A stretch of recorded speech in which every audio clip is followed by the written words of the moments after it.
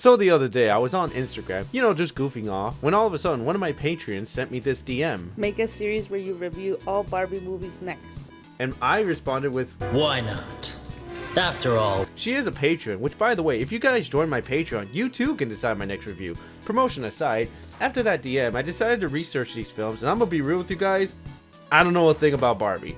She was that toy either your little big sister or femboys played with because they wanted to play with their little dollhouse and act out their dreams about how they can be anything they want. They could be a doctor, lawyer, war vet, girl in a wheelchair, some firefighter, a Marvel fangirl, and there really wasn't any lore to Barbie because like in my legacy characters video, they have to be moldable, but not too moldable to the point in which it has no clear identity.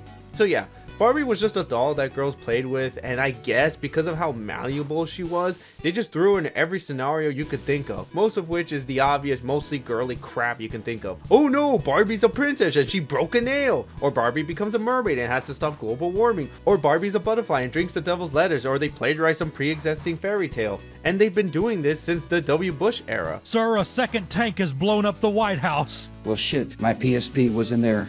Literally, it all started in 2001, and they pumped out 42 films. I'm not joking. Now, I know what you guys are thinking. But Dino, didn't you review all of the DC films so far? When's part 6 coming out? Hold on, it'll come out. But still, that was like 86 films, which is half of it, but still, they just keep pumping them out so fast.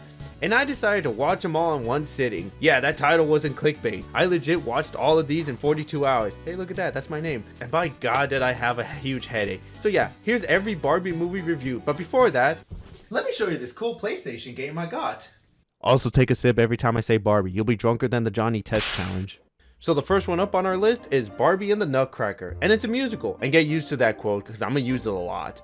So Barbie and the Nutcracker starts out with Barbie telling her little sister and oh god! Look at Barbie, what a scary bitch. Yeah, these didn't age that well. But yeah, Barbie's little sister is all mopey because she can't hit the gritty, and for whatever reason Barbie tells her a story about the brave little Nutcracker. So Barbie is a princess and she's all princessy and all that good shit. And then out of nowhere some magical laser creeps up on her and then the Nutsack is born. And then the Rat King shows up and starts a fight with him because he made a diss track on him. Also, he's voiced by Tim Curry. Even as a nutcracker, you're a thorn in my side. So the Tim Curry rat shrinks Barbie down, but is thwarted by the Nutcracker. And he's a gentleman. And then they run off before the Rat King sings him a song about how he's gonna pollute the world. And so our heroes escape and then a bunch of fairies dance around Barbie because... And they're off to save the kingdom from the Rat King. While that nonsense is going on, the Rat King is bored and turning everyone who called him fat into a stone just for shits and giggles. And while he was bored, he made a giant rock monster to attack our heroes, but they dance and that somehow defeats the rock monster. And they somehow find the Rat King's castle and kick him in the balls, and they all lived happily ever after. Yeah, no, the Rat King is still alive, and so he steals Barbie's necklace, and that causes them to rip off the ending of Gurren Lagann.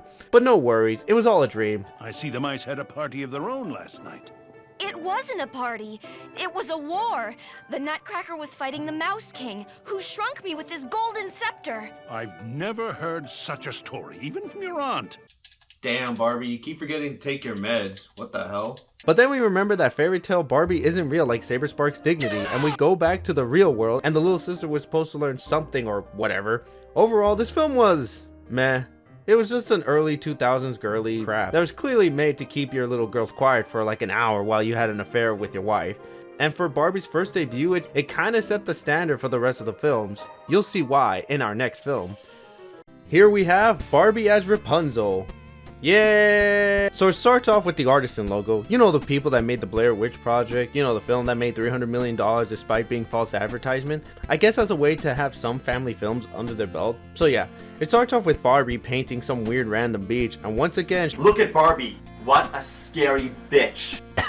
But honestly, her little sister looks even more terrifying. But it is what it is. So Barbie tells the little sister another story because I guess she didn't learn her vague arbitrary lesson from the last film, and this time they're plagiarizing Rapunzel because I guess she's blonde. So yeah, as you know, Rapunzel is held up in a random tower because her grandma needs her powers and the evil mom got a giant downgrade from the Tangled version. She's not even that sexy, just a tall lanky bitch, and she has a horny scarf because sex is funny. Oh, and bring me a snack.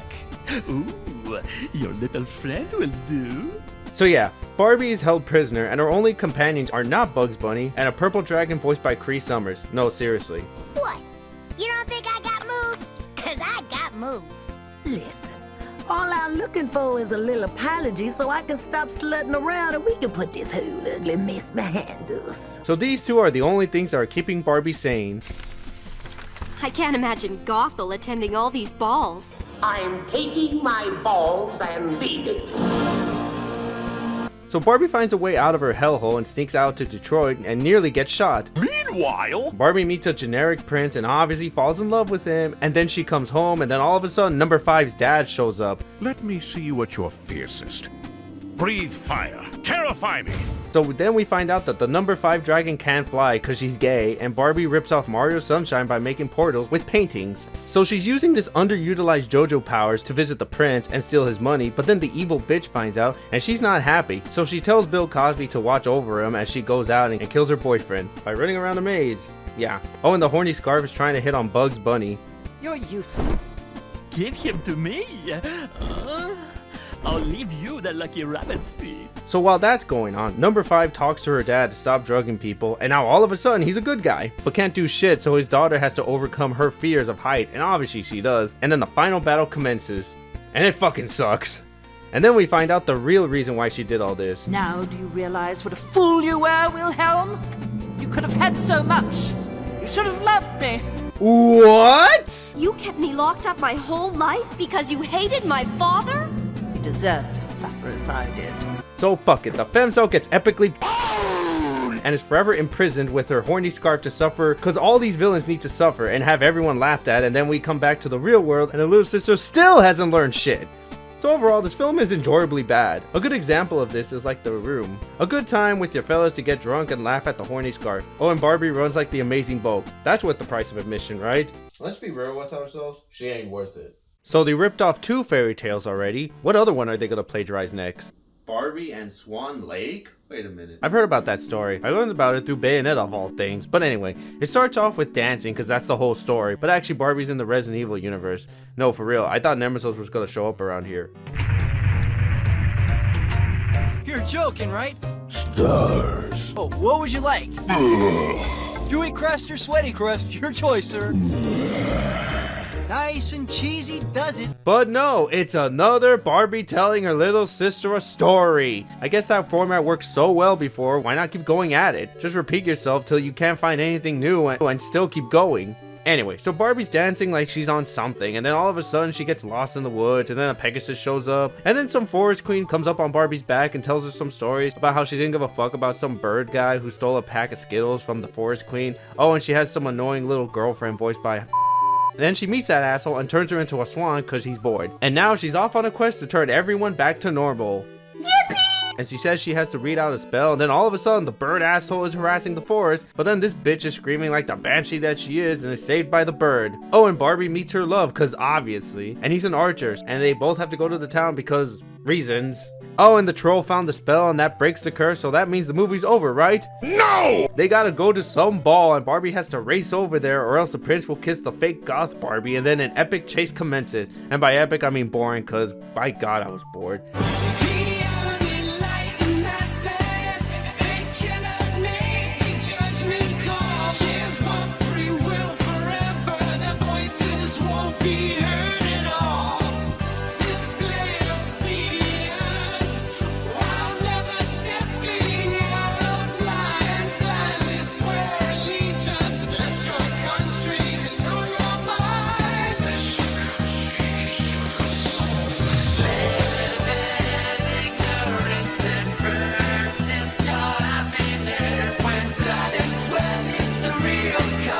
She breaks the curse and everyone celebrates by going to Waffle House and trying to survive. Yeah, this film was boring, but hopefully their next film will be better because I think we got a pattern here. Boring, entertaining, boring. Maybe this one will be entertaining.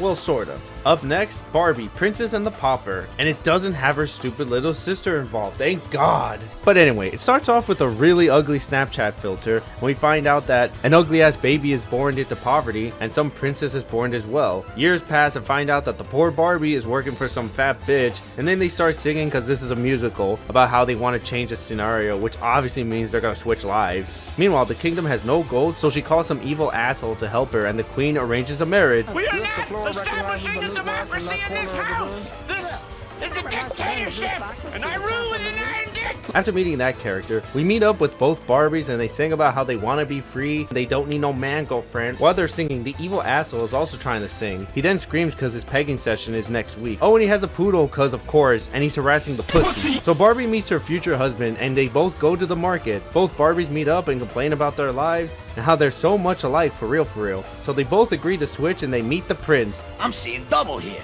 4 crusties! And the poodle harasses the pussy once again, so the poor lackadaisy reject saves his queen and they fall in love with each other. Yeah, so the Barbies are enjoying their new lives, and so obviously they gotta have some conflict in here, by way of the henchman kidnapping her cats and using them as bait to lure the fake poor Barbie. The cat is so sad he talks to a horse because who gives a shit about Bigfoot? And they agree to help her save Barbie. Meanwhile, the poor Barbie has to act like a rich Barbie till the wedding. Then we get a hilarious montage of antics, and while that's going on, the henchmen get pwned by a fake ghost. And the rich Barbie leaves and the asshole is confused on how she got away, but who cares? They steal the prince away by placing him in a bag. Looking for something, Julian? How can you be king? Wow, is it that easy? Anyway, so now both Barbies have to join forces and must now save his dumbass. But then the evil asshole is trying to swoon the queen by singing her another shitty song. Well, your good luck has departed and your people soon will starve. Au revoir to your father. So the poor Barbie tries to save Ken, but the asshole caves her and somehow she gets out, and the rich Barbie gets out of prison by singing. This makes no sense. So a marriage is gonna happen and the asshole tries to ruin it, but he gets kicked in the balls and everyone goes to the Red Lobster before he gets shut down. Oh, and there's a blooper reels at the end. 37. And action. Okay, let's bring in Seraphina. So this movie was so much fun, not gonna lie. A little goofy and some wacky moments, but by God, the singing, I hate it. But if you ignore the singing, it's a pretty fun little film, yeah. So they ripped off a bunch of fairy tales. What would they rip off now? Barbie Fairytopia. Let's hope to God this is just as fun as the last one. So it starts off with some dumbass dancing like it's some shitty AMV from the 90s, and then we meet Barbie. So yeah, Barbie is existing and a bunch of fairies are harassing her because she doesn't have wings. Hey, what do you call a fairy without wings? I don't know. What? Nothing. Who'd want to call a wingless fairy? Oh, and she has this little shit known as Bibble, and I fucking hate this little bastard. So we find out the pixies are a bunch of stuck-up bitches, but the most stuck-up and evil bitch of them all is the bitch who concocted a gas that'll take away the fairies' wings away. But who cares about that plot? Barbie is depressed, and then one of the fairies' overlords gets trapped by the evil bitch and then proceeds to tell her evil plan. My formula. It has the amazing power to weaken every flying creature in Fairytopia. And for some reason, Barbie decides to go on a quest to find the evil bitch because, I don't know, she wants wings or some crap like that. She's off and she walks like a weirdo and stalks someone, and then she dies. Not really, no. She's alive, so Barbie goes to some library and then she meets up with this blue fairy, and the blue fairy gives Barbie her necklace because they're besties. Oh, and Barbie's gay. You know you have the rainbow in your eyes. That's a sign you're destined for great things. Wow, they were woke even before the 2010s. They were truly ahead of the curve. So the ugly minion shows up out of nowhere and kidnaps the blue lady, even though she's way more powerful than him, but whatever. Barbie's gonna get assaulted by some dude, but then a butterfly comes in and saves her ass. And while that's going on, the evil bitch wants to have a monopoly on the kingdom, and she needs all of their necklaces, but like we said before, the blue one gave it to Barbie. So the bitch is angry because she can't rule ASAP. And while that's going on, Barbie's chauffeured to the butterfly place because she needs to eat some seaweed or some crap like that. And then she becomes a girl boss. And at the same time, she has to sneak into this bitch's lair.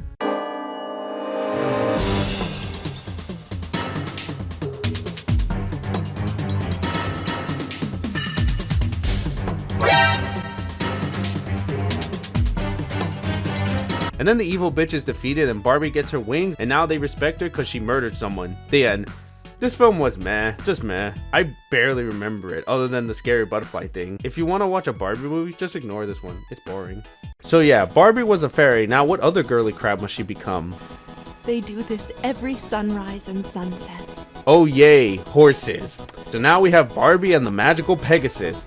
This film was also forgettable. I don't remember what happened to it, so let's go. This movie sucks ass. Well, whatever. It starts out with Barbie missing because she went out with her girlfriends, and obviously since she's the princess for the 10,000th time in a row, her parents worry about her because she almost fell off a cliff, so they ground her. But then Barbie says, fuck you dad, I'm a ice skate with my girlfriends, and runs out with her pet polar bear. Yeah, so she ice skates, but then a griffin shows up and this evil asshole freezes everyone because he got bored and forces Barbie to marry him. But then all of a sudden a Pegasus shows up to save Barbie, and then we find out that the Pegasus is her sister. I don't know, something about the asshole placing a curse on her, I guess. So that means this is another quest to stop the evil asshole. And along the way, she and her horse get netted by this Chad, and he lets them go and he joins them on their journey, and then they get kidnapped by Shrek. No, seriously, this is straight up Shrek. And like Shrek, he cuts some onions because, you know, they have layers or something like that. But because he's a dumbass and Barbie is a genius because girl power, she tricks him into destroying his house. Who's the strongest giant now? Sayonara, nigga! I can't bear to look as Rolf. Is that the support beam to the house? What's a support beam? This has been quite a day. After doing some property damage, she decides to go thrift shopping, and then she climbs a mountain, even though she had a Pegasus, but whatever. And then they admire the mountains. See how the sun shines on the ice?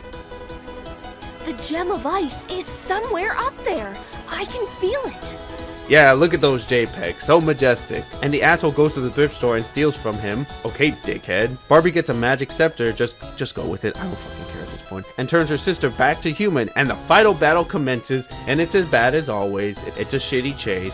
And Barbie is trapped underground, but through the power of friendship, she survives, and the bad guy is forced to watch Skibbity Toilet for 10 million years. And the Griffin turns back to a cat for some reason. The end. Oh wait, no, there's a blooper reel at the end. Roll camera.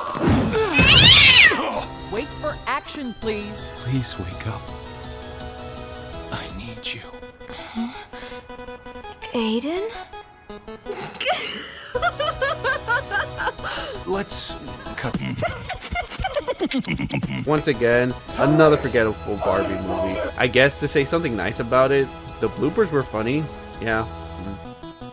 So Barbie did fairies, Pegasus, what other girly crap is there? Oh yeah, mermaids. Oh great. Barbie Mermaidia is up next. I guess since people loved Fairytopia, they decided to make a sequel, but this time with mermaids. Yeah.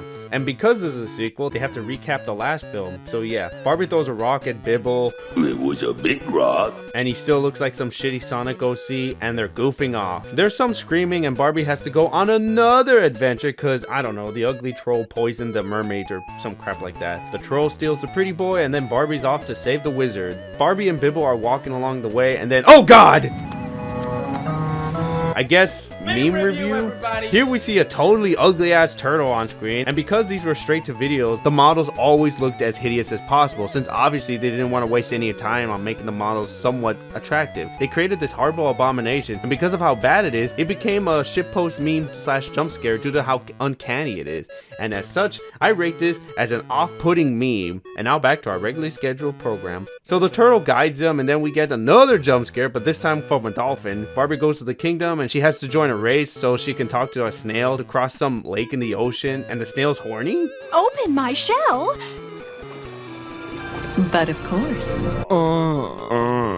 What is this film? Whatever, Barbie has to go to the depths of despair to find herself or some nonsense, and she must sacrifice her wings to save her friends. And then they meet a fat ass fish to ask for help, but oh no, the trolls gets the immunity berry and he's about to give it to his queen. But then Barbie comes and kicks him in the balls with the Triforce of Courage, and then there's some opera singing and they mix the berries up, so when the troll goes back to his queen, she thinks she's gonna become all powerful, but in reality she becomes frog. Ignite?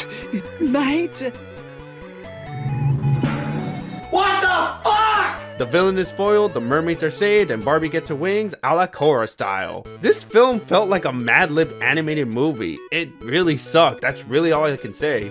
Yeah. So now that we got the mermaids out of the way, let's now do high school drama, guys. Yeah.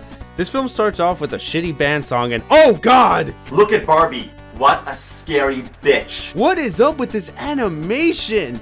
It's so bad. Second Life looked way better than this. What the fuck happened with the animation? Talk about the biggest downgrade ever. Look at this ugly ass apartment. Whatever. So Veronica steals Barbie's spot, you know, to be a bitch, and her friend legit has Chris Chan's drip. No, seriously. Barbie's friends then tell her not to hit on the job because he's the bottom who gets pegged and he's dating Veronica. But who cares? He gets dumped by her and is caught in 4K. So because of this, Barbie uses this opportunity to get him. So they go to some Mexican restaurant to order guac and Barbie nearly says the N-word. Nachos and Napoleons. Covered the salty and the sweet, all staying within the letter N. Also, there's a subplot of Barbie trying to be some propagandist for the school, but her boss says no and lets Veronica be the anchor for Fox News. But whatever, Barbie's girlfriends are happy and she's dating the jock, and how do they celebrate this? Well, by shopping, girl. And of course, we need some conflict, so we gotta have Veronica somewhere because she's Barbie's Virgil to her Dante and gets all jealous about not dating the jock. And also there's a test. Oh god, this is all sounding like some petty high school drama. I'm well aware this takes place in high school. It doesn't change the fact that it's still shit though. Also, where is this diary? Isn't this supposed to be Barbie Diaries? Oh, now they show the diary like an hour into the film. Whatever. Apparently this book can make dreams into reality, so she uses it to become popular, and she gets a bracelet, and that's the source of her power?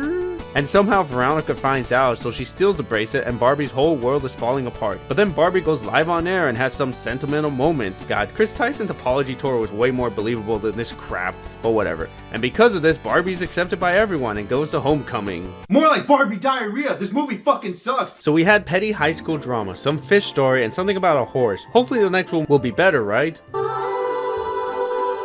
So Barbie and the 12 dancing prick, because why not hammer this point home?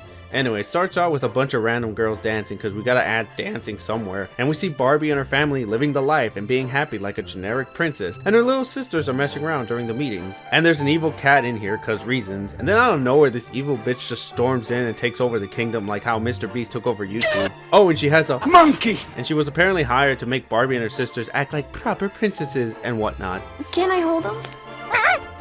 No! Don't touch him.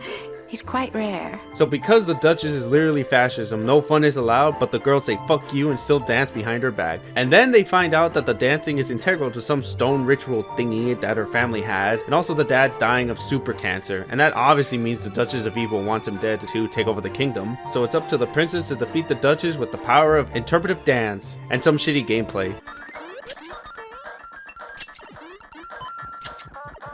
It's better than Elden Ring. It's over, Rowena.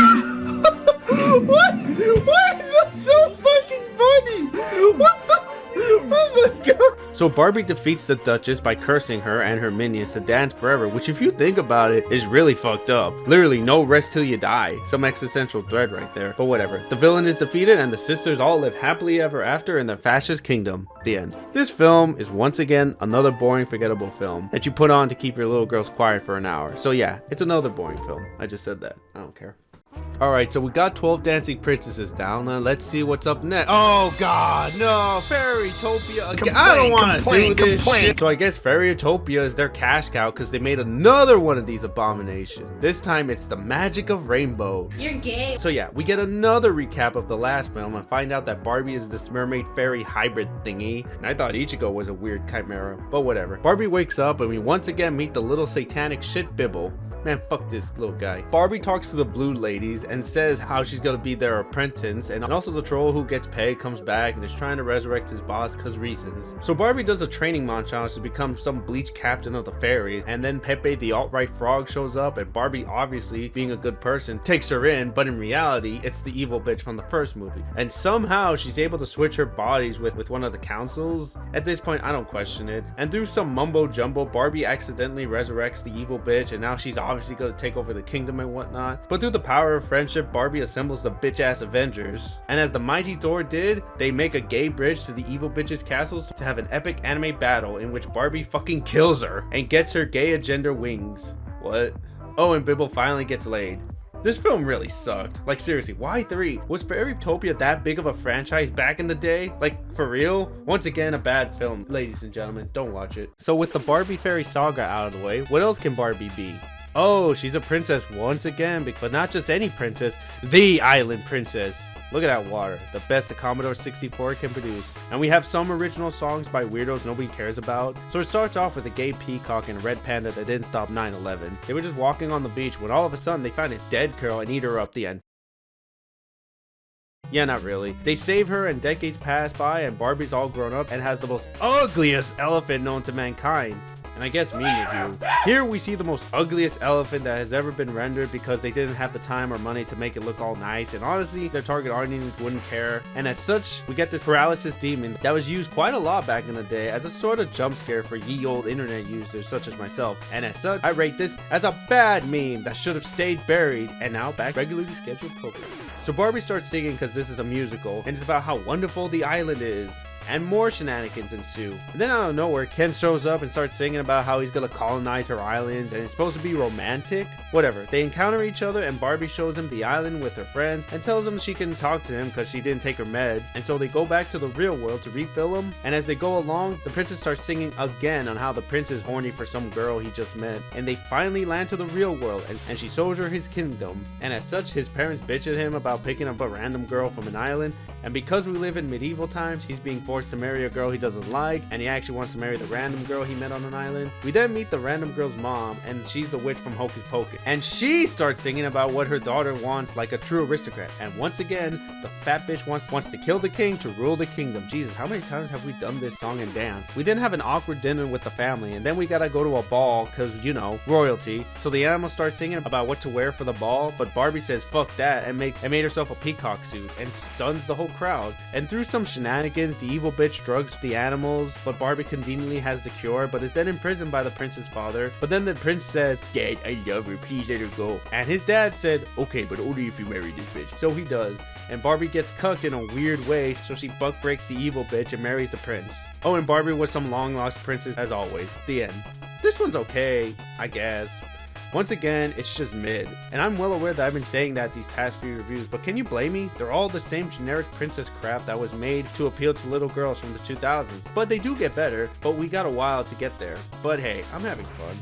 I guess since they want to keep this butterfly ball rolling, we have Barbie Mariposa up next. And oh great, Bibble is back after all these years. Hooray! And guess what? He's trying to get bitches. And then Barbie tells everyone a story about the time how he got a PS Quintuple. PlayStation's got you down bad. You got all these games, probably not one bitch. We then find out that these ugly ass bugs love eating fairies, and Barbie goes to sleep and then makes this blue bitch mad, and because she's mad, she kidnaps Barbie and forces her to do her wings and nails like a good little maid. Barbie then meets the prince and a bookworm, and the queen is dying out of nowhere, and they need someone to cure her, so she sends her goons to get the cure. It smelled like the toe jammiest humongous fungus among us. The ugly bugs are smelling fairies, but Barbie kicks them in the balls and somehow they get sent underwater and they can breathe, and she wakes up with a sea monster. I'm pretty sure that was one hell of a night. And this one fairy betrays her friends for power. Barbie then exposes the bitch and she gets mad and fights her, but Barbie wins because of her main character powers and revives the queen.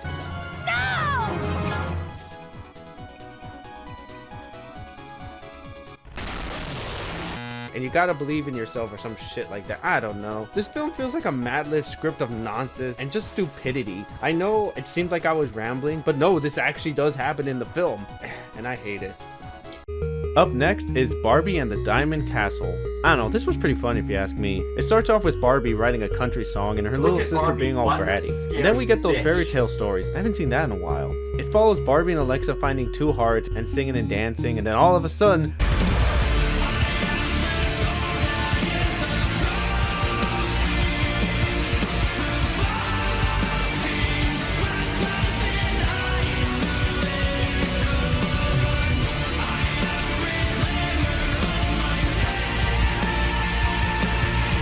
but they safely come inside their house. Then the next day, they find a random mirror and they start singing to it, and for whatever reason, this wakes up some dragon, and he goes to tell his evil queen, and she starts singing too, because she, once again, wants to rule the kingdom. I don't know, I've grown accustomed to this plotline. So the girl in the mirror basically tells them she wants to be free, so all three of them are off on another journey to find the 7 Chaos Emeralds to free their mirror friend. They first encounter the average Kiwi farm user, and he gives them the most difficult riddle ever. Everyone? Okay, I see what you're doing. I'm not doing anything. No, I clearly Cancel then. You've just been Googling these? What? No, I was just telling Robin about how he's really missing out here. You know, I put a lot of time and effort into these, with the riddles and everything. Yeah, well, it's kind of weird I can just find all of these riddles online. Isn't that kind of just strange? They then find a random house in the middle of nowhere and sleep. But then they get kidnapped by the bitch's dragon, and he thought he killed him, but didn't cause this is a kid's film. So the evil queen finds the 7 Dragon Balls and was gonna use their power, but is defeated by Barbie and her little puppies with the power of friendship. And I thought anime had some ass pulls. And then we finally encounter the Diamond Castle, and then they become the queen, but don't want to be, so they go back to their homes and plant some seeds. And then in the end, Barbie's little sister taught some valuable lesson about friendship or some crap like that, and then they sing. The end. I don't know if it's because I'm losing my mind, but I'm starting to warm up to these, not gonna lie. Maybe I need a drink. Time to get a cold one.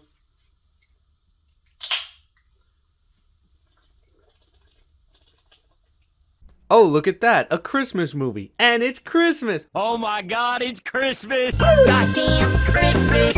Holy shit, it's Christmas! It's Christmas! It's Christmas! It's Christmas! It's Christmas! I'm Jewish!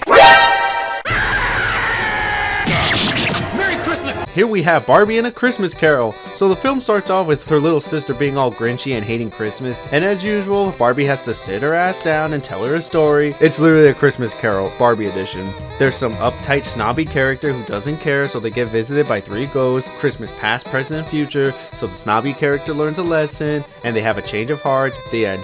Yeah, I know it's a short review, but that's literally all it is. If you've seen a Christmas Carol, you've seen this, if not all of them, Man, that was my shortest review yet. I gotta fix that.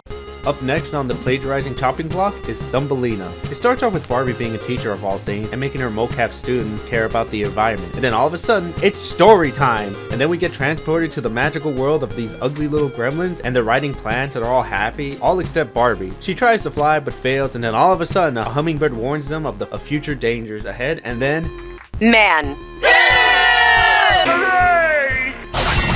God, these human models look so ugly. Whatever. We then see some little girl wanting flowers, so her parents' workers steal some flowers, and then they just so happen to take some fairies with her to the big city. And then she gets home, and the little girl's shocked, and then we meet her parents. Her dad, who obviously went to Epstein's Island, and the mom clearly went to all of Diddy's parties. But yeah, the fairies showed the little girl magic, and now she's an environmentalist. Yay! And because of that, she tries to tell her dad not to destroy wildlife, but he said, "Fuck you, kid, you're a dick!" Dad, yesterday you said we could.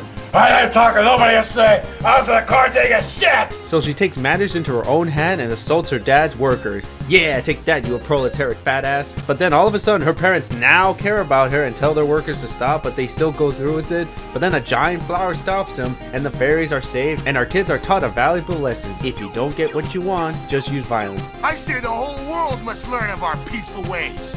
By force. This one, I really didn't like. I don't know, anything with an environmental message rubs me the wrong way, because you guys still use AC and modern marriages that are environmentally offensive, but I don't want to go on a Quentin type rant here, but yeah, I didn't like it. So Barbie has been a princess for quite a while now, and it's about time for her to actually do something with her life. Well, Barbie and the 3 musketeers proves them wrong. That made no sense. So yeah, Barbie wants to be a musketeer, but Women aren't funny. And once again, the animals can talk, but Barbie's mom is still proud of her. And then we get a journey montage, and Barbie proves to everyone that a woman can be a swordswoman, and then becomes a Mary Sue girl boss. But then some fat ass tells Barbie, Also, if you're a chick, maybe give up on your dreams now. Because I'm not gonna lie, women just ain't funny. Anyway! And then Barbie is forced to scrub all the floors of Hyrule and meets her old gang that she screwed over. But then a chandelier nearly kills them all, but Barbie saves them, and now they're all besties. And then some old lady shows them some for some reason, and are trained by her to become some epic swordswomen. Oh, and the bad guy is voiced by Tim Curry again. Tell me, is it just that my dreamer cousin is to be king while I am stuck as next in line? He then tries to kill the prince while he's in some hot air balloon, but is saved by Barbie even though she has no penis, thus breaking gender stereotypes. Take that, Anita. And as another jab at the patriarchy, Tim Curry is now mad.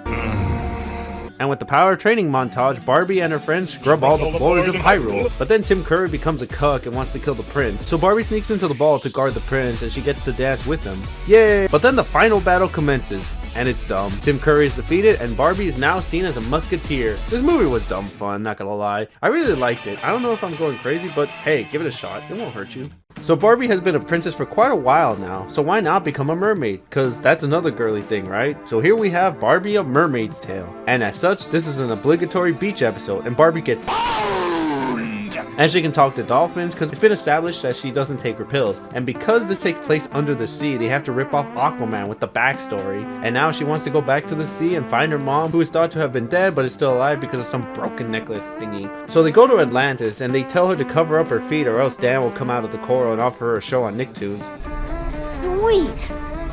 Man, look at these PS1 dresses. Man, Atlantis sure looks a lot like Beverly Hills without the homeless, but whatever. But then we meet the evil bitch of a queen because we gotta have one because it's the law in Barbie movies. Then it's revealed to all of Atlantis that Barbie is the queen and now the whole kingdom is happy, but the evil bitch somehow foils her plans and now she has to find some MacGuffin to stop her and go through some crappy tribulation. The evil bitch is being rude, but then Barbie starts singing to impress her, but really she wants her to activate her necklace through some mumbo jumbo bullshit. But then Barbie meets some magical fish and she tries to grant her a wish, but then the Barbie said, I got the moon rock Yeezy set up.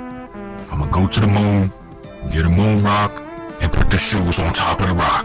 When did I ask? Man laid out a whole paragraph. Do I look like Microsoft Word? Yeah, you probably look like that damn paper clip. So then Barbie exposes the evil bitch of being a groomer, and then the evil bitch screams, falls, and Barbie's mom comes back, and she takes her daughter to Wendy's to get a Krabby Patty burger. The end. This one once again bored me. I don't know, maybe it's the fact that it's way too goddamn girly for me, but yeah, I didn't like it. It's pretty shit. Everyone likes to wear clothes, and some don't really bother on how they look, but there are those who want to look as fashionable as possible. I mean, two of my favorite animes are Bleach and JoJo, and they're pretty famous for their drip, and people have said that I always dress as professional as possible, or feminine. So why can't Barbie take a swing in the fashion world? I mean, it's the perfect target. So here we have Barbie Fashion Fair. Oh god, it might be good.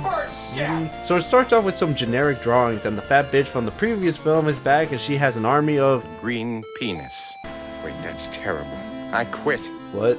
Turns out it was all a play and Barbie didn't like it, so she tells the gay director how she feels, and the director tells her this. You know that flapping thing you were doing with your mouth just then?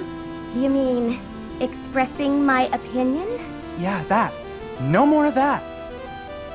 From the top, people! Wow, he's pretty base, not gonna lie. Oh, and he has a Twitter. So basically, Barbie stood up for herself, and she obviously got fired, and Ken dumped her ass the same day. Damn, poor girl. Then all of a sudden, they decided to go to Paris cause reasons. So they fly over there and marvel at the JPEG that is the Eiffel Tower.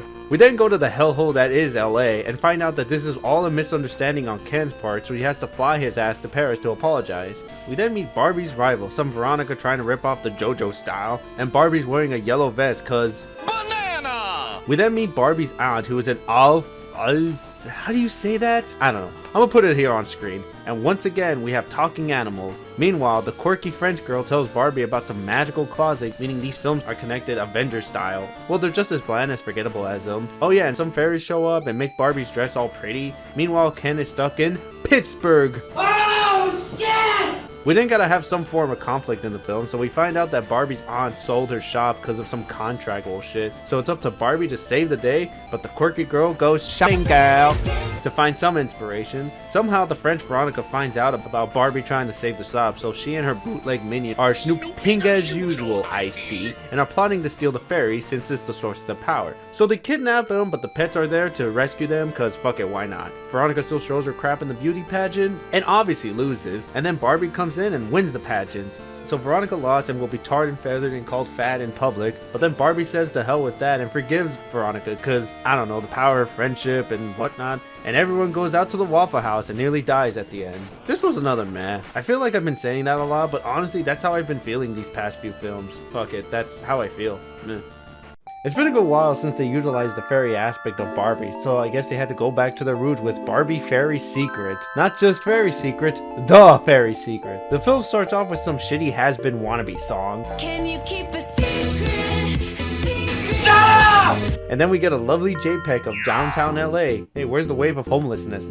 And I don't know why, but the animation kind of reminds me of Food Fight for whatever reason. I don't know, it feels pretty bad this time around. Anyway, we meet another one of Barbie's Veronica's, and she's jealous because Barbie steals her spotlight, so she rips off Barbie's dress to humiliate her, and then we get a Star Wars reference? So Veronica tries to steal Ken's Barbie, but Barbie stands up for herself and becomes a true girl boss who don't need no man, even though she's trying to get one. And then out of nowhere, these fairies show up and kidnap Ken, so he'd be forced to marry them. And someone pulls stuff out of their purse, and then it turns out Barbie's friends are actually fairies, and they come from Los Angeles.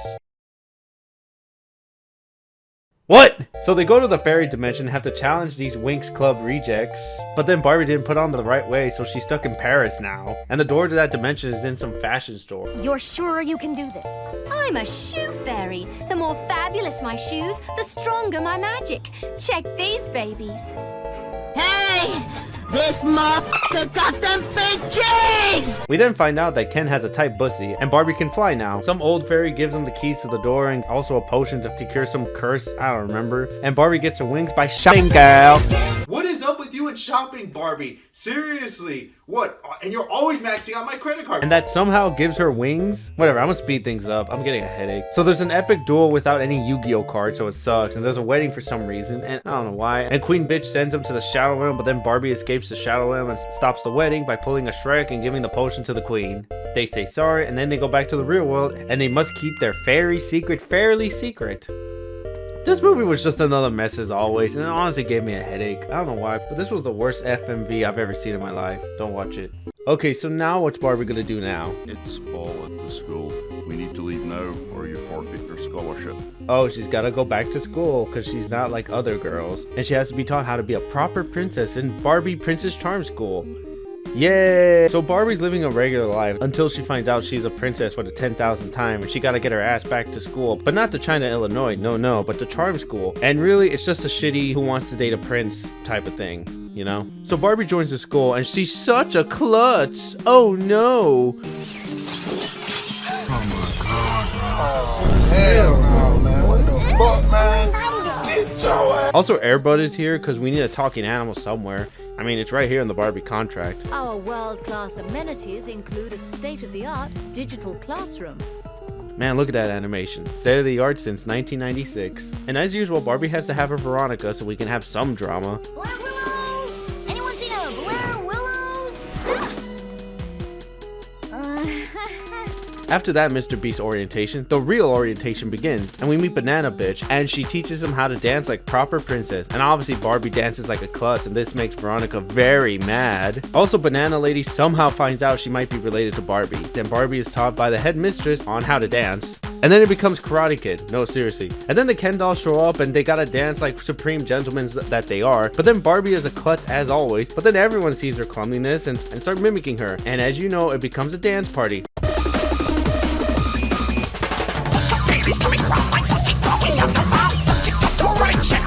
The uniforms are sabotaged, but that's okay because they get new uniforms. And because of that, Banana Lady fucking bulldozes Barbie's neighborhood.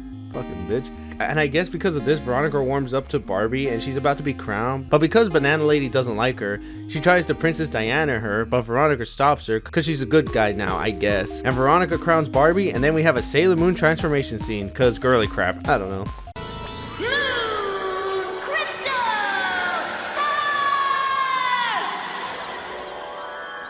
And then the Banana Lady is exposed as a murderer, and then we have a dance finale because fuck it, we gotta meet the quota. This was something. I don't know, it was somewhat entertaining. Give it a chance. It won't hurt you, I hope.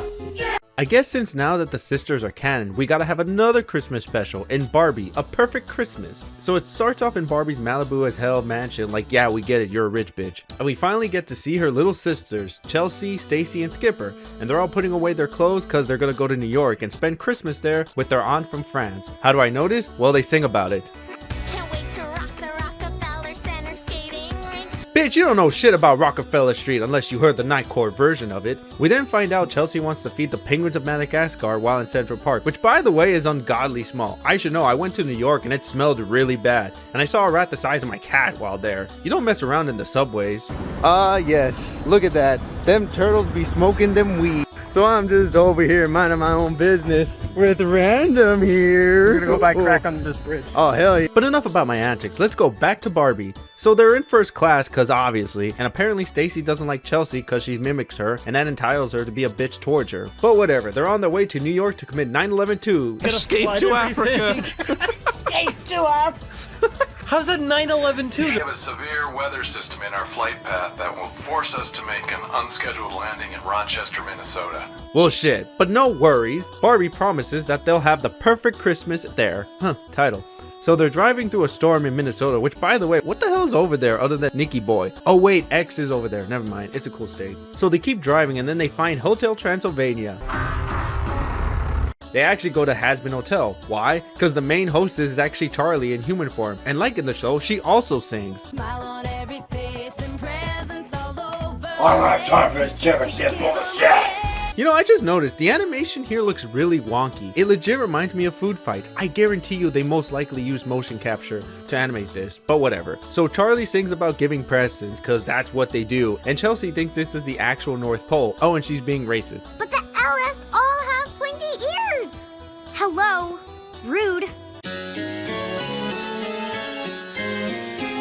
Her sisters are still uppity because they want to celebrate Christmas in New York, and Barbie basically lies to them to make them happy. And not gonna lie, this is actually well acted. Promise?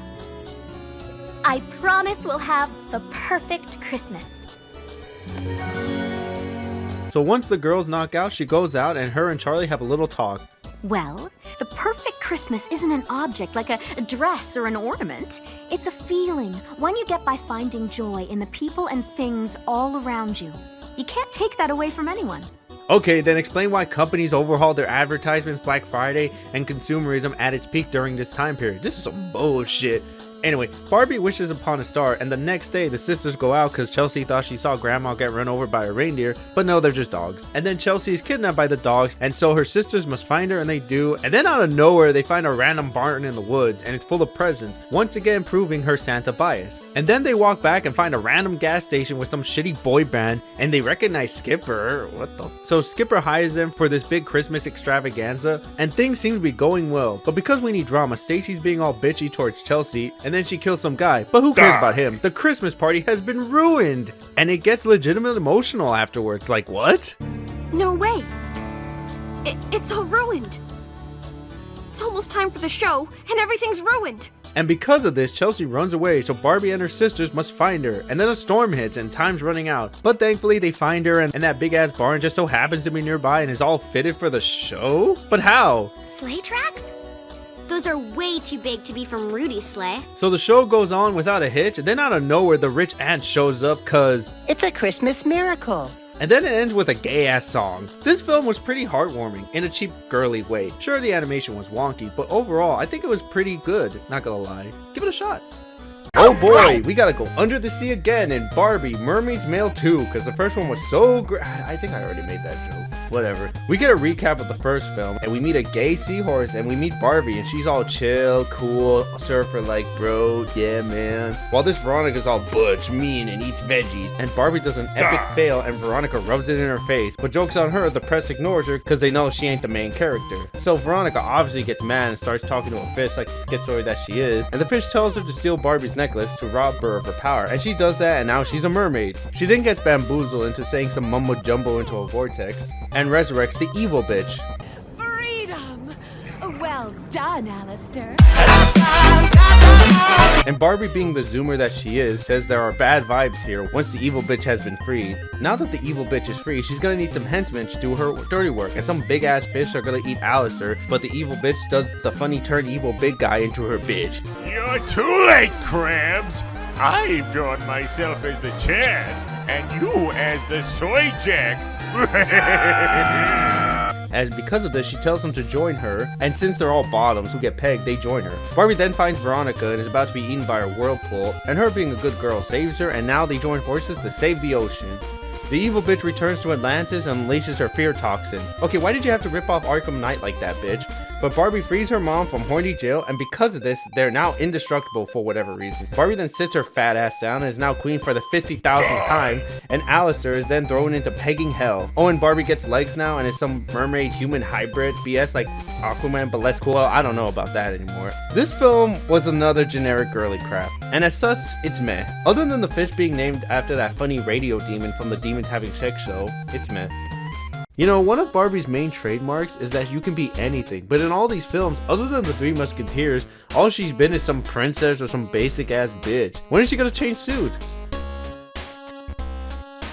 Oh, Barbie and the Princess and the Popstar? So the film starts off with an average Taylor Swift concert with people paying thousands if not millions of dollars just so she can spit on them. But Barbie wants to go to the concert, but her evil bitch of a mom says no. We then cut to the Popstar, and as always, the Popstar is a bitch who hates her fans like English anime voice actors. Oh, and her manager's named Seymour. Gotta go, Seymour. Please don't call me Seymour.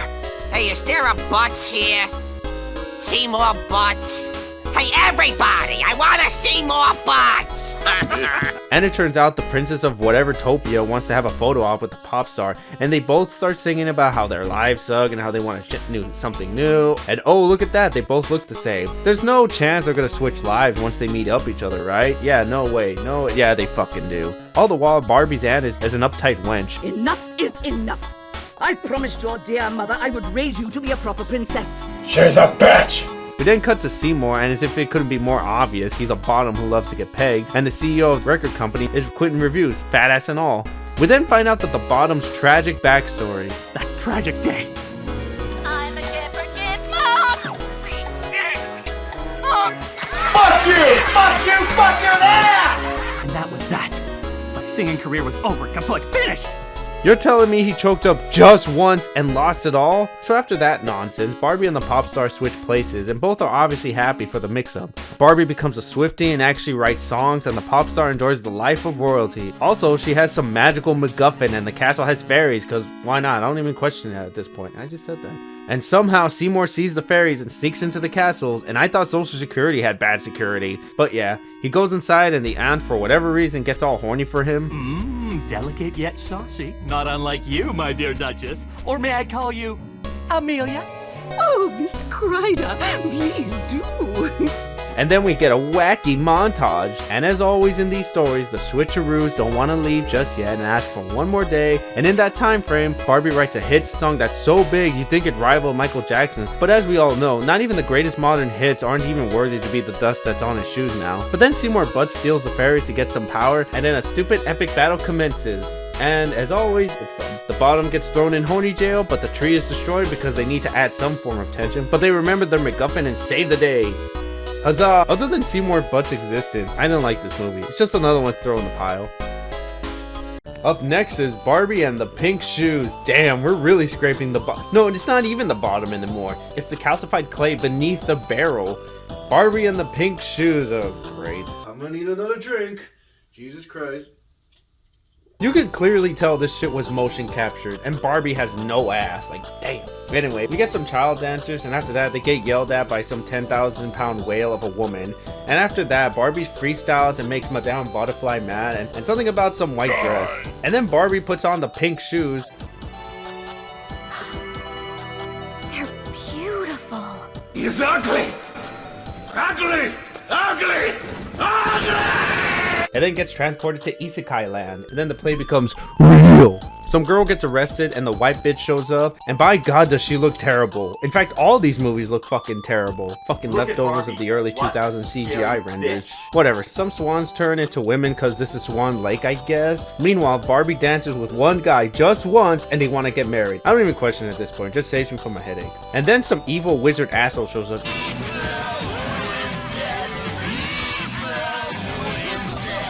And Barbie becomes a swan again, and she was about to be eaten by the princess of this world. And then the wizard tells his daughter about Odette. I'm seeing double here.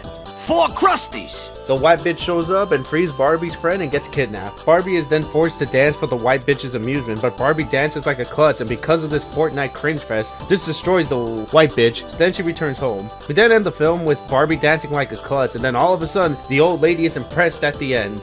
This film was just a waste of time, and it didn't help that it became an isekai, and I hate isekai. Fuck that shitty genre. They all look the same, but yeah, it sucked. Once again, Barbie goes back to her fairy route, but this time it's Barbie Mariposa and the Fairy Princess. Yeah, I don't know why they gotta bring us Mexicans in here, but whatever. The story starts out with a storytime opening, and not gonna lie, it looks pretty good. It tells the tale of some evil queen doing evil shit, and somehow everyone lives happily ever after. We meet Barbie as usual, and then, oh god!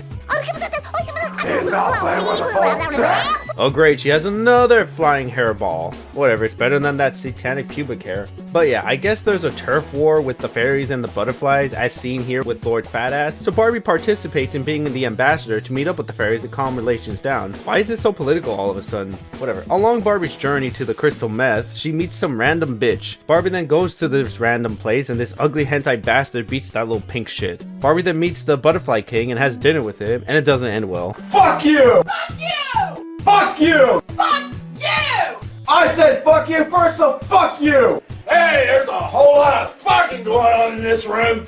Fuck you! Also, this bitch wants revenge, even though that shit happened 8 years ago, but never underestimate a woman's scorn. But he could have just asked Queen Marabella. I'm sure she would have. No, he doesn't trust butterfly fairies enough for that.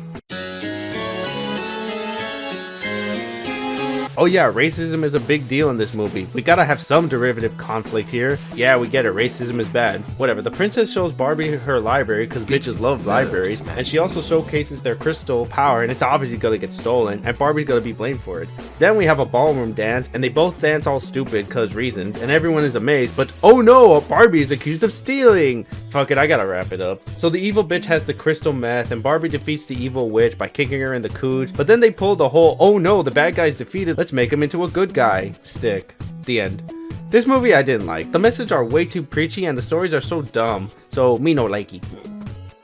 After years of not having a horse movie, I guess they decided to make a pony movie in Barbie in Ponytail. That was a shit name. It has a bunch of generic shots. Some deers harass Barbie, and now she has some little sisters. And keep these in mind, because from here on out, there's continuity. Seriously, I should know. Anyway, they decide out of nowhere to visit their rich aunt in Switzerland, and so they do, and they're at the JPEG Mountains. We then meet Barbie's quirky cousin. Also, I noticed the animation has slightly improved. It's much more refined, much faster, and models are starting to look swell. Man, the graphics for these games are starting to look up. I'm liking them. But yeah, all the girls get horses, but the little sister is ignored by all the horses except for the little horse because symbolism. The horse looks like a donkey, and because of that, the little sister's being all bitchy because it's small. Oh, and there's this snobby asshole boys, a la Rowdy Rough Boys. And of course, they're gonna bully the girls and whatnot, when in reality, they obviously like them, you know, typical kid shit. Meanwhile, Barbie still can't find a horse, so she goes to bed, but then all her sisters are awakened by some goat. And the worst thing in the world happens. We get a British girl. Oh, shit! Shit! They all then go do some horse riding, and it's lame. Yippee-ki-yay. Whoa there, watch it, Barbie. You can't say that word. And now Barbie's having visions like the schizoid that she is. Oh, Mademoiselle Barbie, you startled me. This guy clearly gets pegged. Bitch ass aside, he then tells Barbie about some magical horse, and he's all sentimental, but his master shows up and whips him into place. You are the hair of a pig's nostril! Spit on the toe of your uncle! I stuff your nose with cabbages! Hi, my name's Barbie. And of course, Napoleon here suffers from small man syndrome and is evil! But who cares, we get some shitty montage, and then Barbie saves the mythical horse, and then there's some rivalry with the British girl and this little bitch. We then get some shitty AMV about Barbie trying to tame the mythical horse, and I'm skipping this shit, fuck that. Anyway, Barbie's sisters are going through a training montage, and the tech sis is being all annoying, and the Napoleon is snooping as usual, I see. We then find out that the academy that Barbie's rich aunt owns is gonna be shut down if they don't win the championship. Yep, that's right, it's the We Gotta Save X from Foreclosure storyline. Whatever, who cares? So now the goal is to win the championship. And then we get some drama because Stacie doesn't want to ride a horse because she can't control it like a skateboard. But then Barbie sits her ass down and tells her to be nice and feed it sugar. And now she's a Pegasus sister. Oh god. And the big day is here. And all of Barbie's sisters obviously kick ass. And then we get a ballroom scene because we gotta sell toys with all these dresses. But oh no, Chelsea dies. The end. Yeah, not really. She just wanted to ride the big horse, but amongst the scuffle, all the horses escape, so they gotta find them before tomorrow, and they conveniently find the mythical horse, and obviously use it. But then Napoleon shows up and calls Barbie fat, and Barbie becomes a true girl boss and tells him that he's fat, and then Barbie rides the mythical horse for the final race and wins, and the ranch is saved. Oh, and Barbie's racist. You were magnifique. Thank you, Madame Chenet. This film is alright. I don't know, I'm starting to warm up to this again. Maybe it's the animation, but yeah, it's a swell movie. Give it a watch. So now that Barbie rode a horse, I guess as a way to go back to the roots again, Barbie has to become a mermaid in Barbie Pearl Princess. Oh my god, whatever. How many times have I said whatever? I might make that into a drinking game. It starts off with Barbie harassing and painting the nails of this one seahorse because she's a barber or whatever. And then out of nowhere, this old hag scolds Barbie, and then we meet the real villain of the movie, some bitch ass king who wants his son to be heir to the throne so his bottom ass could be king. Your subjects need you. Your kingdom needs you. Dare I say, I need you. He a bitch. Anyway, this eel then harasses the old bitch to make a poison to kill the king, and it turns out she was responsible on killing the princess. Barbie then wants to go to the big city, but the old hag says no, but she goes anyway, because you know. And befriends a pink narwhal, and King Bitchass forces his son to be king, but his son says no. And then he finds out that Barbie is next in line. Anyway, she then finds a stonefish and somehow makes it pretty. And then all of a sudden, people like the stonefish because he's all pretty now. And then some ugly octopus kidnaps Barbie. Then they meet Bishoujo mom and she gives her a job. And now Barbie is the head barber of town. But King Bitchass keeps pressuring the old hag to poison the king. But before that, he goes to Barbie to pay for her services. But then Bishoujo octopus gets tickets to the ball and the girls don't know what to wear. And in a fit of rage, King Bitchass kidnaps Barbie and places her in some small cage for his sick fetish, but thankfully she escapes. Then the ball happens, and then Barbie stores the ball and tries to defend the king from the poison, but it's too late. The old hag drank it by accident and she died, and is dead forever and never coming back, totally. Not really, she survives, and hear this, she comes back to life because the cure for it was the stonefish poison. Actually, it sort of makes sense if you understand chemistry. But yeah, Barbie defeats King Bitchass and becomes the Pearl Princess. The end. This film was cheesy dumb, and in a bad, boring way. I didn't like it. It was meh. So because girls like gossiping, we get Barbie and the Secret Door up next. It starts off with Barbie randomly reading a book and starts singing, and I swear at this point, it's a tick. This might be her Tourette's. Okay, who were some of your childhood heroes? Fuck you! Also, why did the animation get worse? It has that early 2000s straight to video quality. Yeah, they're all straight to video, but the last two films were pretty good animation wise. Whatever. Barbie dances and then Epstein shows up and then Barbie then reads some book and then all of a sudden she finds out about magic and then she starts singing again. She then finds a random door in the woods and goes into it and then she encounters Slender Man. It's Slenderman! She encounters some pink demon, hopefully not a gay quirky demon from that one show. She then meets two warriors that were gonna kill her, but then find out she was a princess, and then they didn't. That's nice of them. And then this random lady shows up and starts singing about how she lost her wings and is happy because Barbie's there because for some reason everyone thinks this random blonde that just appeared out of nowhere is the answer to all their problems and she can solve them all. You know what this sounds like? That one episode of Smiling Friends where Charlie was this Mary Sue who was indestructible. What the hell, Barbie? Ripping off Smiling Friends 8 years before it came into existence. But then we finally meet the true villain of the movie and it's Princess Morebucks. No, seriously. She even has a bratty ass song about how she wants it all. I want it all. I want it now. Don't make it small.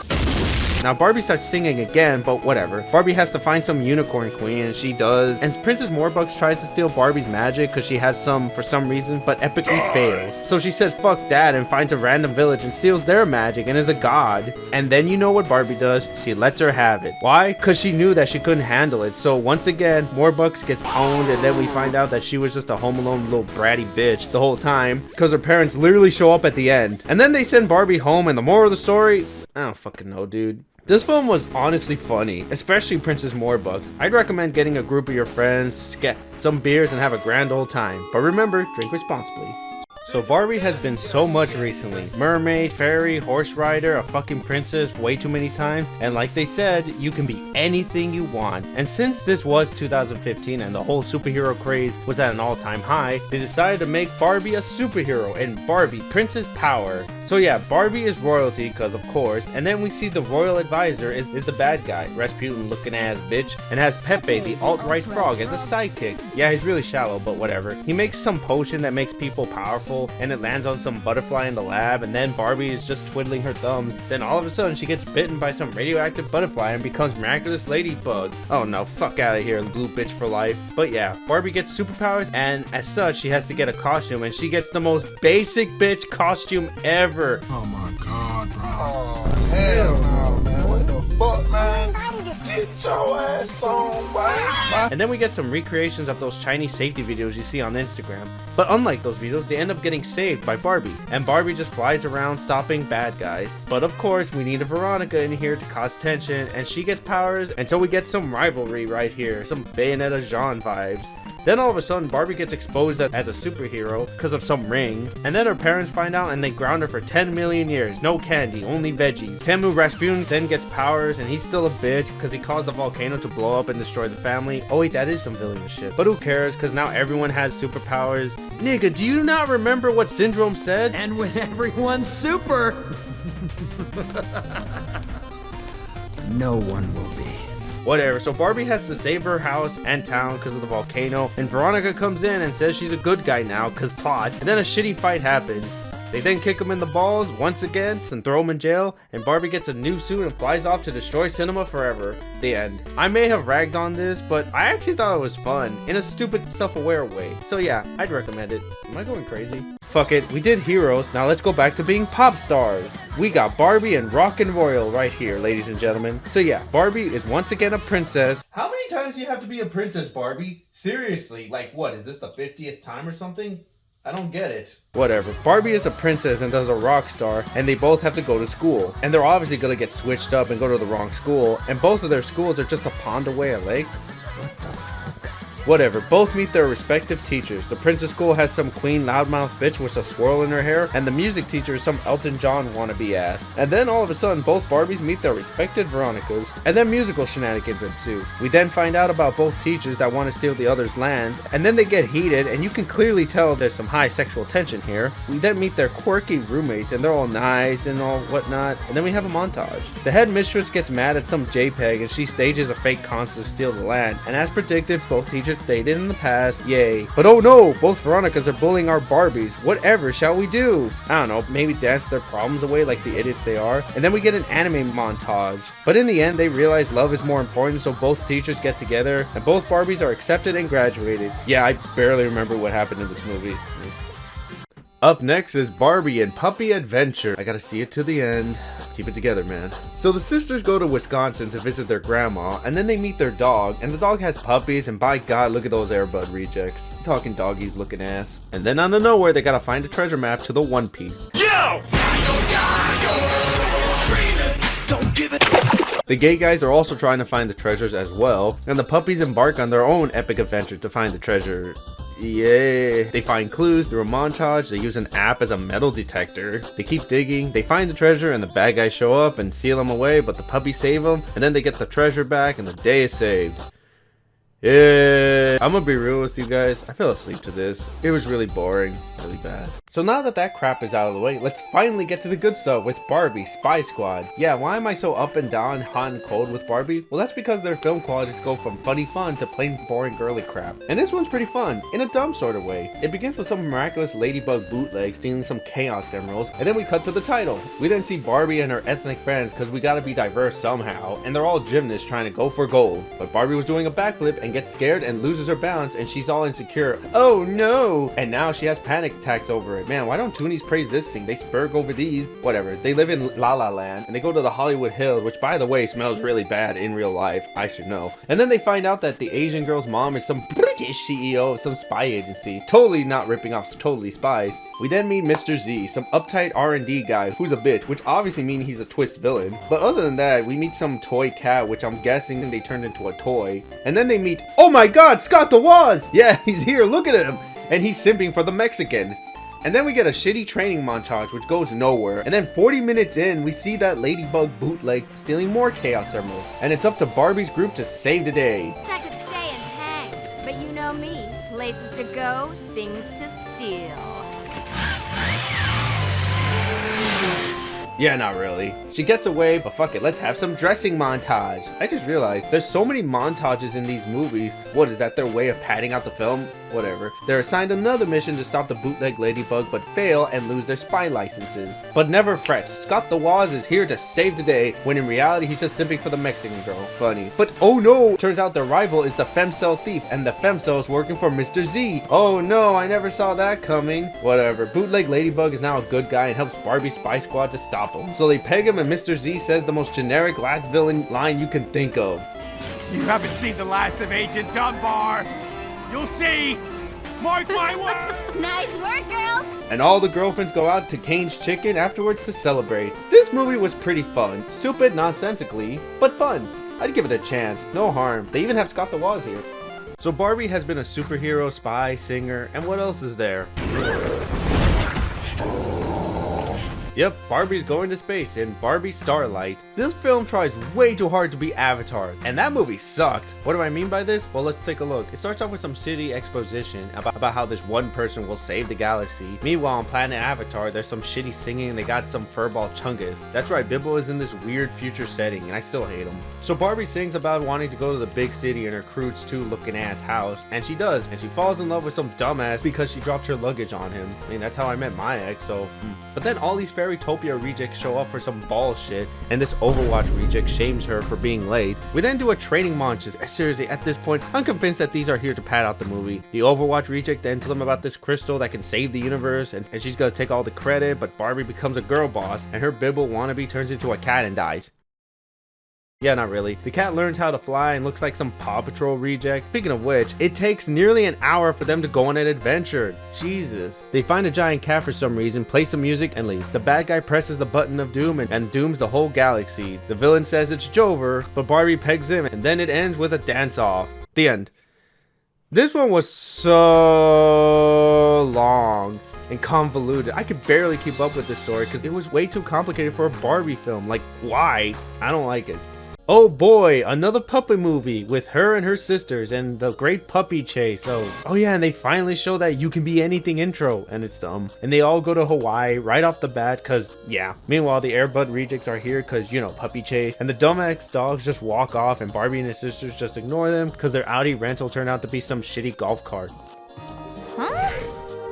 A golf cart? Hey, don't shit talk that cart. My boys ride it all the time. They make it look good. Anyway, Barbie's sisters are all picky little brats, and then they finally realize their dogs are missing. So they go out to find them, but they find horses instead. The horses are talking because they sense nearby brownies nearby, and there's a gay dog that sounds like Foghorn Leghorn. I come from a champion line of Archibalds. I myself was best in show 4 times running. They sleep under some stars and find an empty village, and they find the Barbie mobile. They then find their dogs, but they have to hurry or else Chelsea will miss her show, but thankfully the horses are there to save the day, and they perform with their animal companions. Yeah, I'm gonna be real with you guys, I faded out this movie. I don't remember much of it. So for years, girls have always been seen as outsiders when it comes to video games, when in reality that's a bald-faced lie made by snake oil salesmen to sell you poison. But as a way to combat Gamergate, I guess Barbie's crew decided to make Barbie video game hero. Oh boy, here we go! It begins with Barbie gaming and she's at that one bridge. What a fucking... We then find out she's actually a programmer and she's making the most generic girly crap you can ever think of. And there's some shenanigans, and then she gets transported to the gaming world, and then we meet Cloud Cutie, who clearly went to the Diddy parties, and he needs Barbie's help to stop the emoji army. That's right folks, the emoji movie will be real in 10 minutes. So Barbie has to win a race, and oh god! Look at Barbie. What a scary bitch. She gets some doll power up, and by god, look at that frame rate. They must be playing off that PS5 Pro. We then find out that the hacker group known as 4chan is responsible for the emoji outbreak, and Barbie learns how to code by dismantling the internet, and find out that she has to win the game to save the multiverse. What? So Barbie and her friends are transported to some early 2000s online game. Fucking guy online looking ass. But hey, this is kind of cute. So the game they got transported to is just Candy Crush, but with nuts. But the squirrels have lost their nuts, but since Barbie is a girl boss, she shoves those nuts up those squirrels and wins. I had to record that 10 times without laughing, alright folks? They then win and get transported to some filler neon hellhole. And then... I'm Steve. Oh yeah, the finale is all in Minecraft now. And then we find there's racism in here. Did you guys see that? Cupcake Blaster to the rescue. Just the Cupcake Blaster?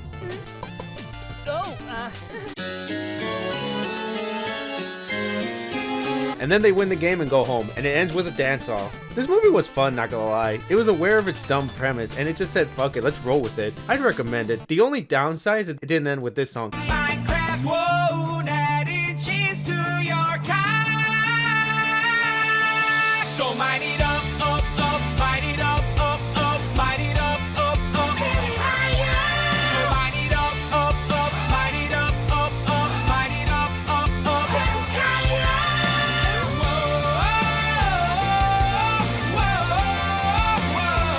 This is Minecraft.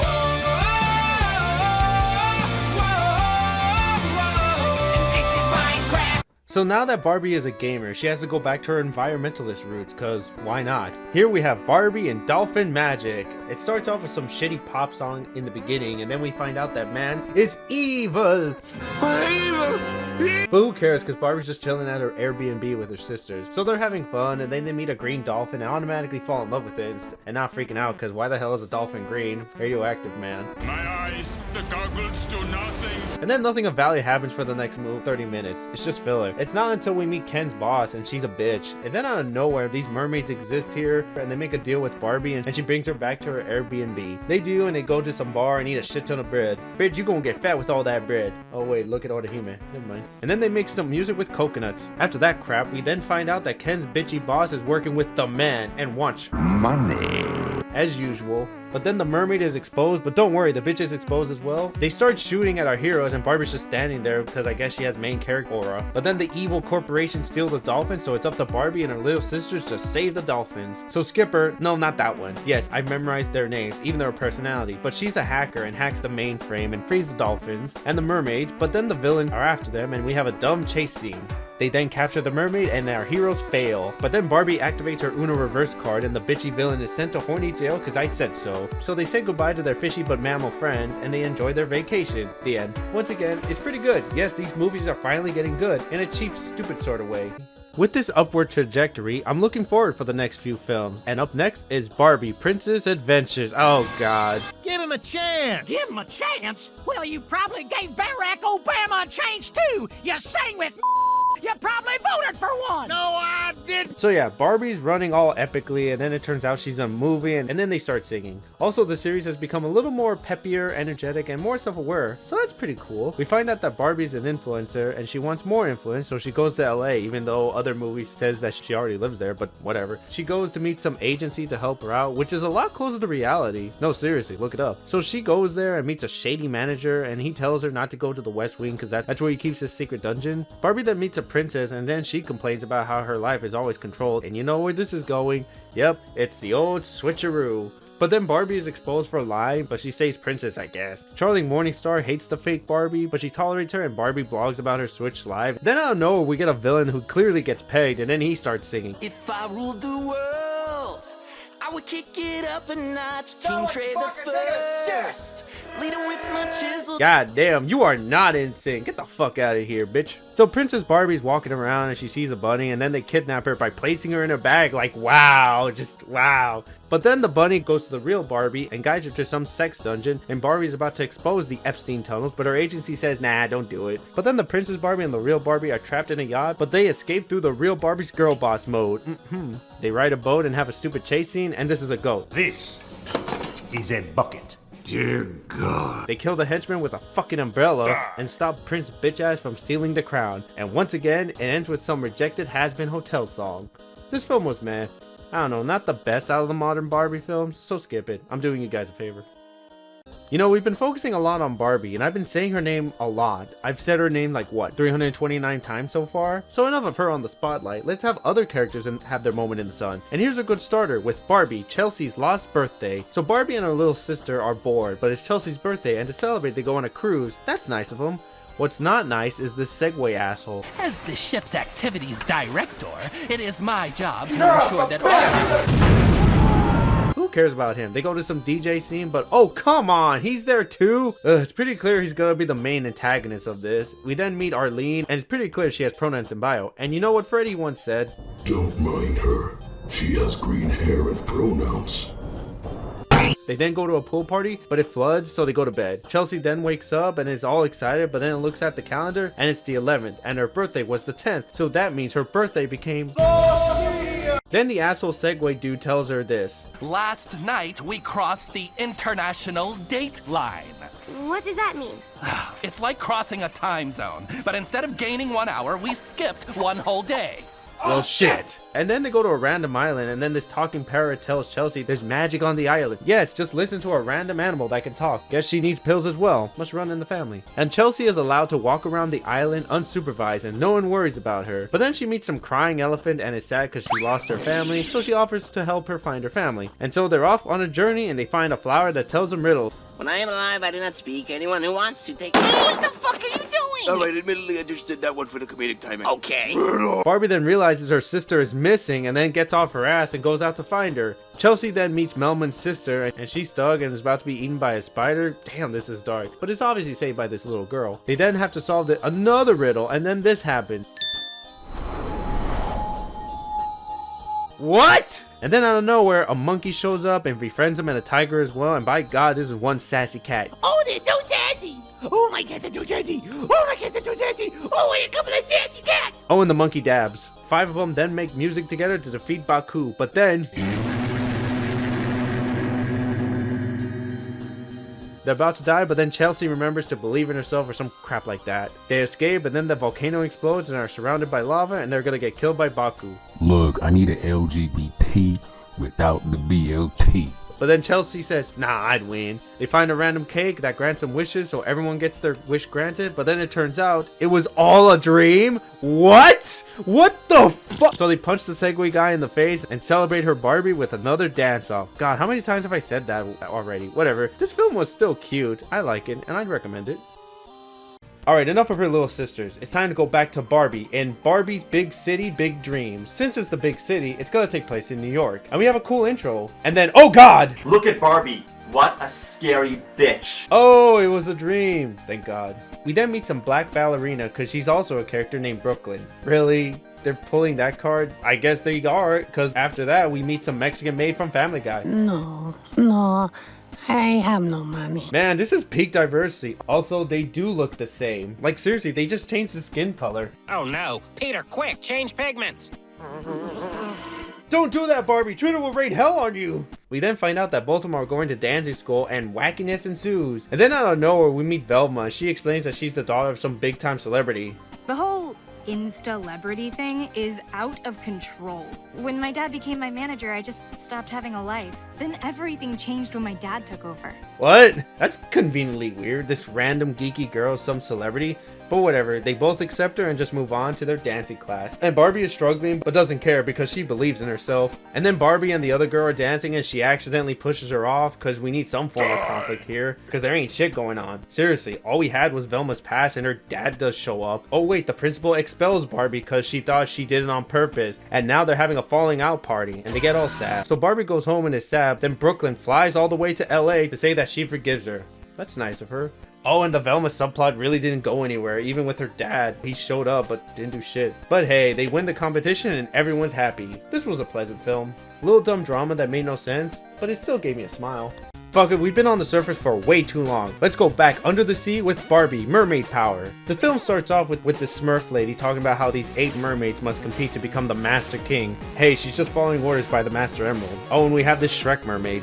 Yeah, but who cares about that? Barbie and her sisters are singing and cleaning. Yeah! And then Barbie's necklace starts glowing, and then she tells Brooklyn that they help some mermaid and her dolphins, and she just accepts it. Why not? And she says fuck it and joins them on their little mermaid adventure. And guess who's back? No, seriously, guess who? Mermaids are real. Yeah, she's back, and she still wants money. And is helped by Temu Rick Sanchez here. Wubble-up-a-dub-dub! We then go back to Barbie and she's talking to sharks and they're all nice. And in fact, I'm tired of this shark slander. They're good creatures. They only attack humans because we kind of resemble seals. Sure, there are some violent ones, but they're still good creatures. After my Quentin reviews ran, we then meet these weirdos and they brag about what powers they want, and the blue bitch wants all of them for herself. But thankfully Aquaria's here to girl boss them. And then we go to the competition and they all get their powers, and even Barbie's little sisters as well. Oh, and Brooklyn gets firepower. And then they all go to some ball, but then the blue bitch gang tells Barbie to come with her because they found a dead body. And so they go, and the blue bitch pushes them into the vortex. Rude. But thankfully they escape because they're the main characters, and Brooklyn gets all mad and activates her firepower. And she thinks she's special, but then the blue bitch does this. Talia, you got firepower! I'll show you firepower. Hey, if we're underwater, how could there be a... So they have a mutual rivalry, so I guess this means the blue bitch is her Veronica. Haven't said that in a while. But yeah, Stacie tells Barbie that Veronica is mean, but Barbie, being the girl boss, says she don't care. When have I ever let a bully get in my way? Yeah, you go, girlfriend. And after that, let the games begin.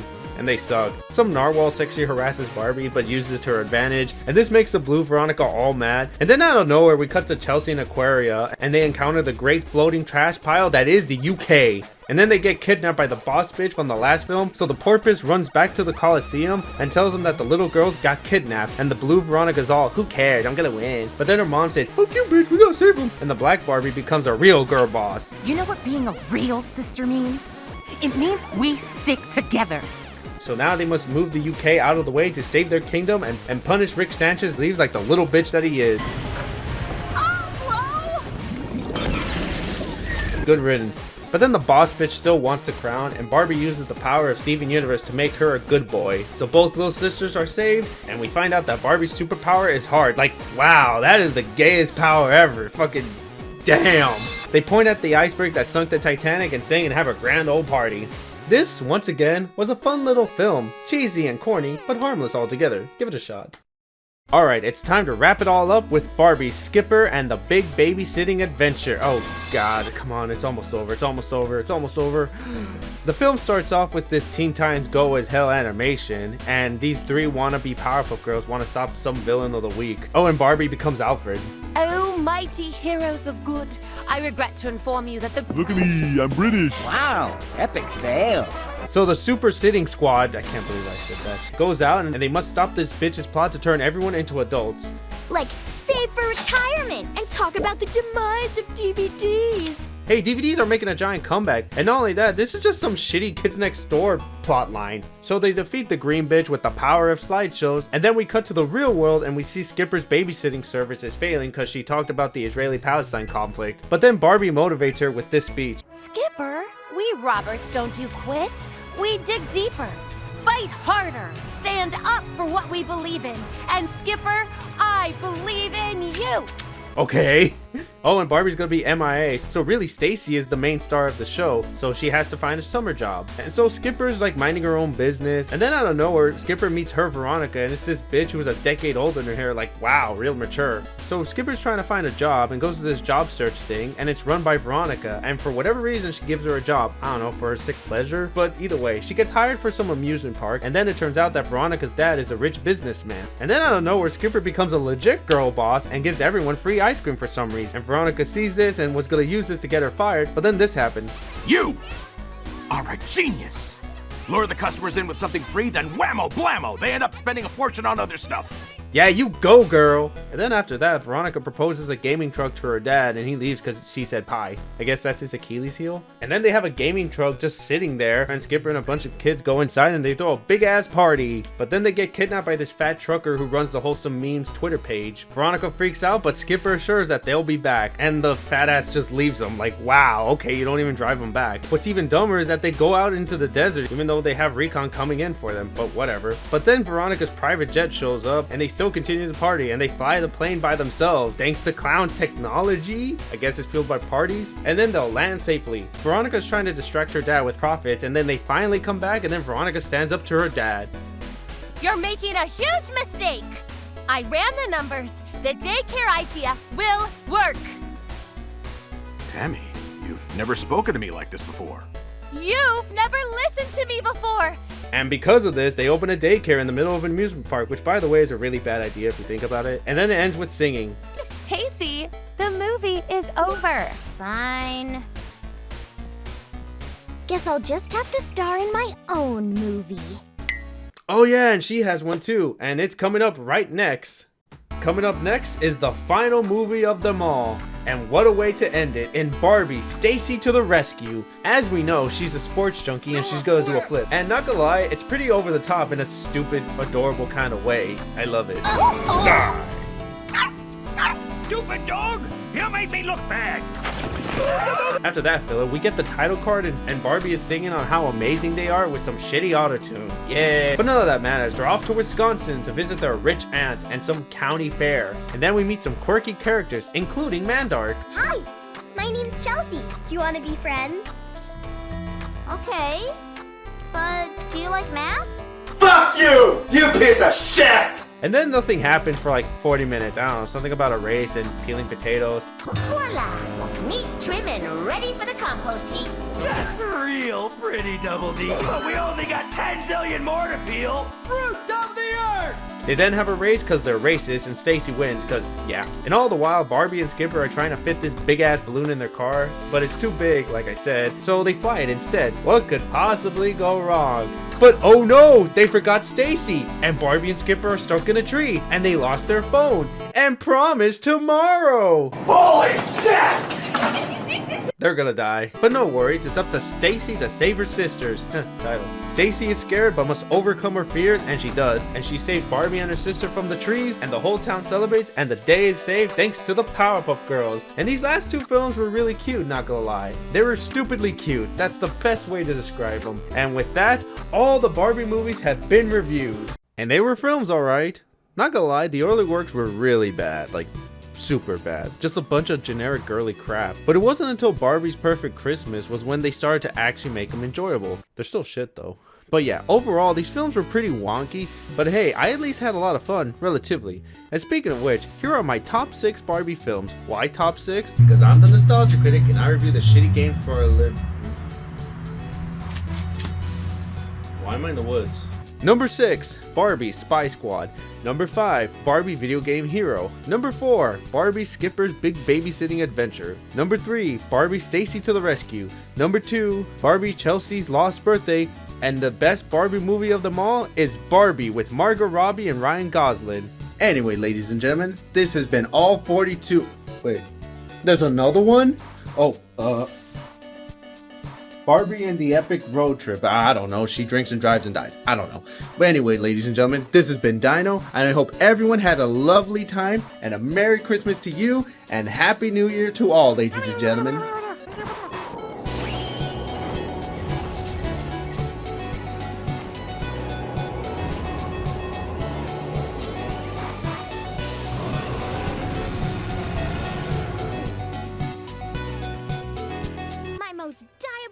Invention ever?